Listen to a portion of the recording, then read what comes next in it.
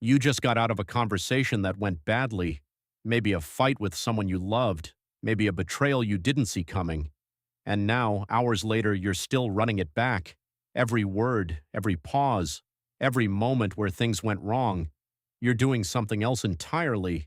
You're trying to sleep or work or eat, but your brain keeps pulling you back to that person, that moment, that wound. Why can't you stop? The answer isn't weakness, it's not obsession. The reason your mind won't let go has been building inside the human brain for a very long time, and once you understand it, the loop starts to make a different kind of sense. Your brain runs a prediction engine. This is not a metaphor. This is what your prefrontal cortex and anterior cingulate cortex actually do all day, every day. They take in information about your environment, build a model of what will happen next, and constantly update that model based on what actually occurs.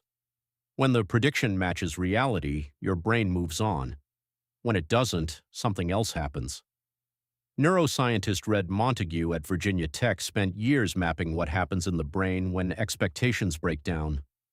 What he found was that a mismatch between what your brain predicted and what actually happened doesn't just get noted and filed away.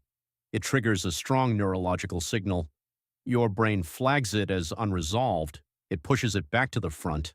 This is the loop. Every time you replay the fight, you're not torturing yourself. Your brain is genuinely trying to figure out where the model broke down. It wants to know what it missed, and it will keep asking until it gets an answer. But here's where it gets more complicated. Not everyone who hurts you gets this treatment. You've been let down by strangers and forgotten them by the next day. You've been cut off in traffic and felt nothing by the time you got home. The people who stay in your head are the ones your brain had already built a model around. Psychologist John Bowlby spent decades studying how humans form emotional bonds, and what he found was that attachment isn't just a feeling, it's a cognitive system. When you become close to someone, your brain starts building a detailed internal map of that person, their patterns, their habits, what they'll say in a given situation, how they react when they're stressed, what makes them laugh. You build that map without knowing you're building it, and when that person hurts you, the map breaks. The prediction engine doesn't just flag one failed prediction, it flags the entire model as compromised. Your brain doesn't know how much of the map is still accurate, so it goes back through everything. That's why it's always the people closest to you who are hardest to stop thinking about. The closer they were, the more intricate the map, the more the map has to be rebuilt. This is also why time alone doesn't fix it. People tell you to give it time, and eventually time does help. But not because the pain fades on its own. It helps because your brain eventually builds a new, revised model of reality that accounts for what happened. The person who hurt you gets reclassified, the map gets updated. The prediction engine stops flagging the old model as a live problem. Until that reclassification happens, you stay in the loop. Now add one more layer. The person who hurt you didn't just scramble your prediction model. If they were someone you were close to, they were also a source of something your brain treats as chemically real. Social bonding activates the same neural reward circuits as food and physical warmth.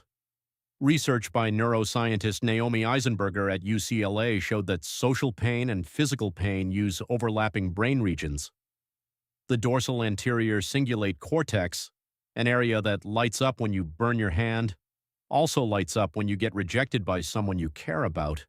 Your brain doesn't fully distinguish between being physically hurt and being emotionally hurt by someone close to you. Both register as damage that needs to be addressed. So when that person pulls away or betrays you or simply ends things, you don't just lose a relationship. You lose a neurochemical input your system had come to expect. Your brain notices the absence the same way it would notice hunger. It tries to resolve it. Thinking about the person is part of how it tries. There's a third mechanism that keeps the loop running, and this one is particularly relentless. It's called the Zeigarnik Effect, named after Soviet psychologist Bluma Zeigarnik, who noticed in the 1920s that waiters could remember every item in an open order with perfect accuracy, but forgot the order entirely the moment it was settled. Your brain holds open tasks in active memory. Resolved things get filed. Unresolved things stay live.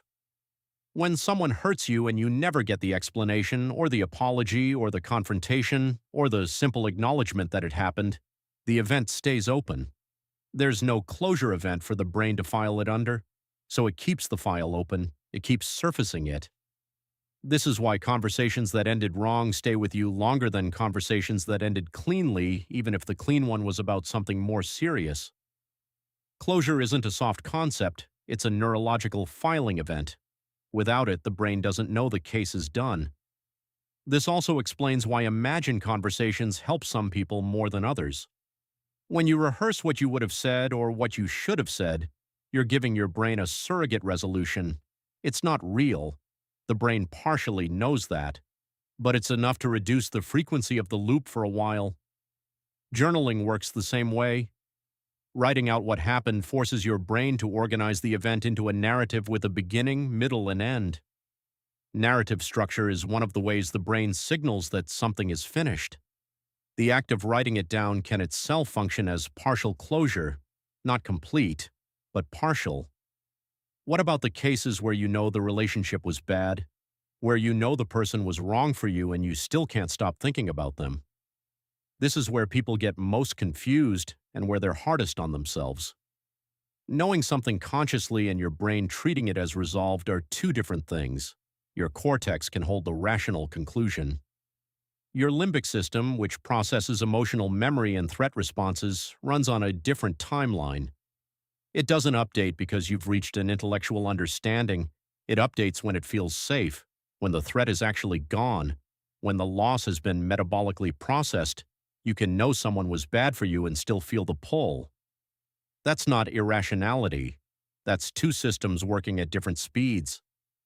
Antonio Damasio, the neurologist, spent years showing that emotion and reason are not two separate tracks, with reason being the reliable one. They're bound together. The emotional system informs reason. When the emotional system is still running threat and loss signals, the rational system can only do so much. You can think your way to a conclusion. You can't always think your way to a feeling. So what actually breaks the loop? New, clear information helps. If your brain is looping because it doesn't understand what happened, any real information, even information that hurts, tends to reduce the frequency. The brain would rather have a bad answer than no answer. Ambiguity is what keeps the engine running hardest. Redirected attention helps, but only if it's genuine. Distraction for its own sake doesn't resolve the open file, but genuinely engaging in something that demands your full cognitive attention, a hard problem, a creative task, a physical challenge that requires real focus, does temporarily close the loop. And over many repetitions, it starts to compete with the loop more effectively. Physical activity also works at the neurochemical level. It reduces the cortisol load that the stress of unresolved loss keeps elevated. It creates new sources of reward that don't depend on the person. And time, when it does work, works because of what happens during that time. The brain quietly rebuilds the prediction model in the background. It reclassifies the person. It revises the map. It slowly accepts the new version of reality in which the relationship is gone or changed. None of this is fast. The brain built that model over months or years. Rebuilding it takes time measured in weeks and months, not days. Tonight, you might still be running the loop. You might be replaying the conversation that went wrong, looking for the moment where you could have changed the outcome. And your brain isn't doing that to punish you. It's doing it because that's how it processes a broken prediction, a damaged map, an unresolved file. The person is still in your head because your brain hasn't finished updating its model of the world without them. That update is already underway.